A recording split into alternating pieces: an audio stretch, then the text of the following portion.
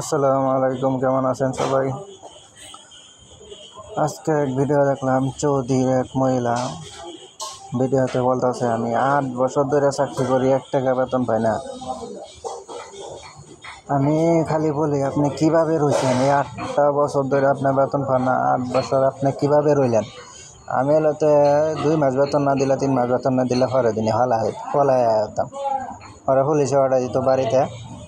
পরে এই মহিলা বলতেছে যে আমি 8 বছর ধরে থাকি, এখানে বেতন পাই না, আপনারা কিছু তো অ্যাপ টেপ করেন, আমার বাড়ি যাওয়ার ব্যবস্থা করে দেন। আচ্ছা, আপনি মোবাইল দেন না, কথা কইবার লাগে মোবাইল টোবাইল সব নিয়ে গেছে গা।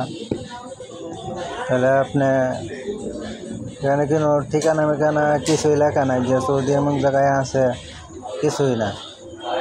খালি আপনি বলতেছে 8 বছর ধরে আমি চাকরি করে 1 টাকা বেতন পাই না।